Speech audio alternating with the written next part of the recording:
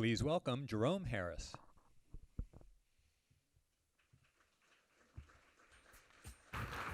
Hello? Oh, it's on. Somebody would call me right as I'm about to present, and I need to look at my notes. Great, hold on. All right, so my name is Jerome Harris. I'll tell you guys a little bit about myself. I'm originally from New Haven, Connecticut. I studied advertising at Temple University, which was stupid. And I didn't know I wanted to do graphic design. I was like, oh yeah, I'll do whatever. I'm a self-taught graphic designer up until grad school, so I applied to Yale with a self-taught portfolio and got in to the MFA program. After Yale, I worked corporate for a year. I hated it.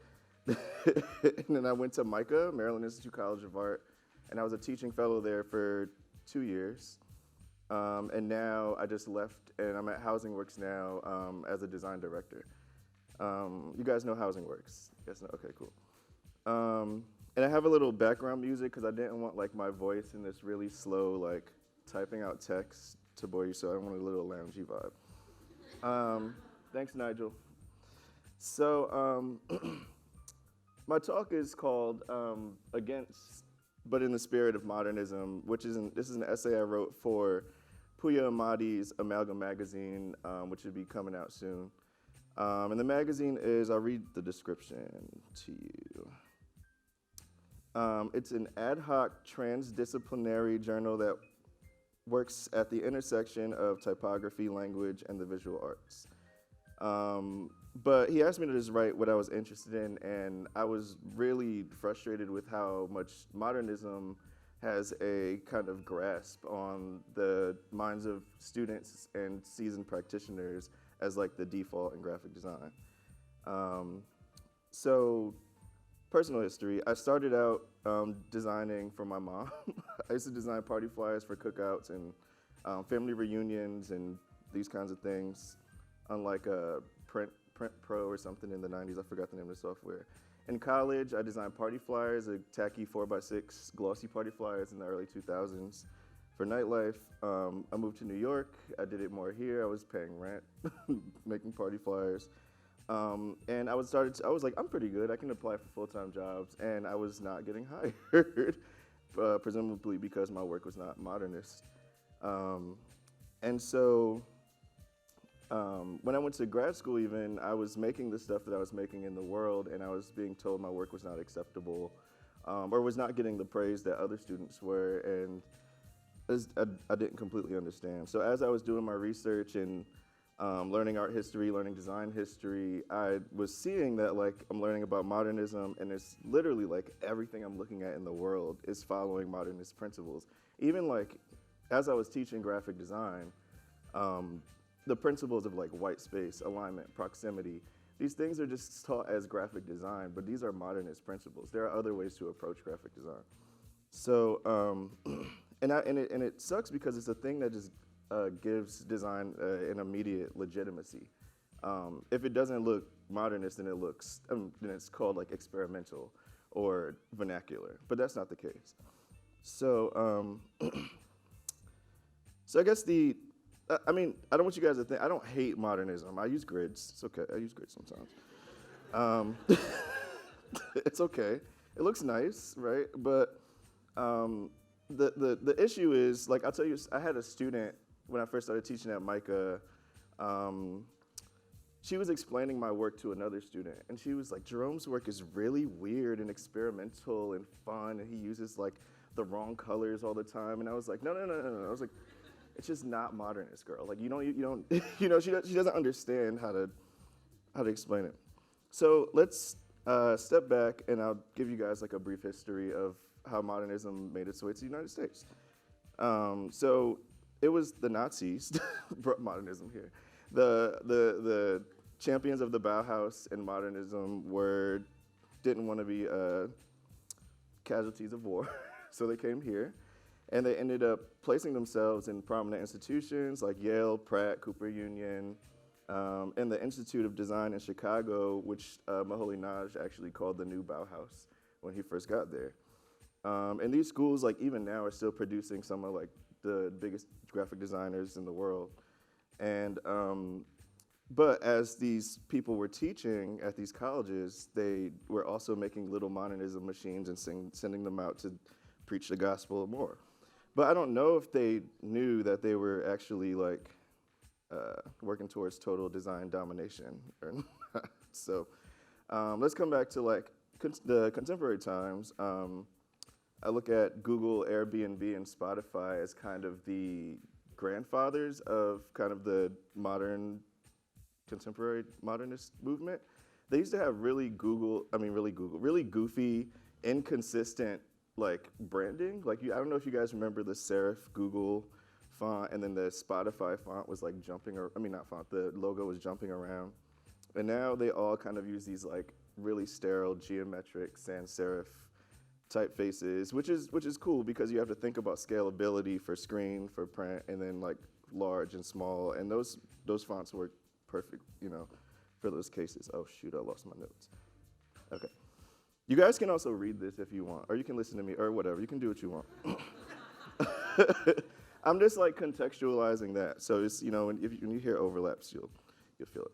So like, there's also this thing called Millennial Minimalism, and you can see this in like the design of like startups. So you think about like Casper. There's this new one called Mirror, which is, have you guys seen this? It's stupid. It's like you do a workout class in your house with whatever, okay. But like they all, like if you think about Bonobos and then like Warby Parker, you can just switch the product and it would easily work. You know what I mean? But their logos look exactly the same. But like it's like this immediate legitimacy you get when you use a geometric sans serif centered in a lot of white space around the thing. You know what I mean? It's just whatever. But this like ubiquity just validates for students and again like seasoned designers that designing in this way is okay. It's perfectly fine, and this is good design. So now we're living in like a design like utopia, dystopia? I don't know which one. I don't know which one it is. Both. Everything looks the same. It's scary. If you Google graphic design, you get like these websites that tell you the principles of graphic design, like I mentioned already, like white space, proximity, alignment, etc. And these are just modernist principles, which they're not saying is modernism ended in the 60s. Like, anyway. And like,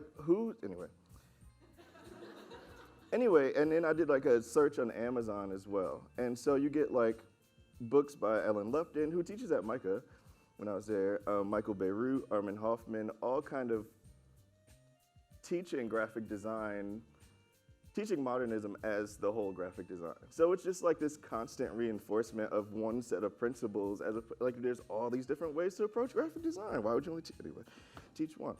It's scary. But so like modernism is easily synonymous with fascism. It's rude. It's everywhere. It's like constantly invading art. Like, this is modernism. You guys don't even know it. But it itself is fascist, but its history is as well. Like the Futurist movement in Italy was one of the like key like influences on modernism. But if you think about its its values of war, speed, and violence, that's not cool. And then Mussolini was a huge fan of the Futurists. And whatever. And Jan Tschichold, do you guys know who he is? Okay, the new typography, okay. He praised the, how much time, oh my gosh. He praised the futurist print documents as some of the first documents of the new typography. In addition, if you think about Cubism, which is how we get to, which is kind of became how we think about abstracting images in graphic design and modernism and design in general. Like Picasso was like the champion of that. But he learned about Cubism or the way to abstract like the human face from looking at African masks. And you can check my source. Oh, look, it's you can read it, it's right there. But he's caught saying in two different at two different moments. He says, "Negro art, I don't know it." But then at another portion of his life, he's asked about African mask again, and he claims it had helped him understand his purpose as a painter. So, and you can check the citations, you can read it too, because I'm not just spouting bullshit. So, yeah. But like, you don't know this, right? You just sans serif typeface, put it on a grid, left align, or centered, you know what I mean? Like, you're just doing these things by default, and it's not cool. And like, thinking about the future of design, design needs to be expanded, like, especially in tech. Like, it's easy to have things just easily, like, on a grid, aligned. If you're thinking about, like, material design with Google, or like car design, you know, it's all just modernism over and over again. It has no character, no flavor, and I feel like there's an opportunity to expand what design looks like in the world.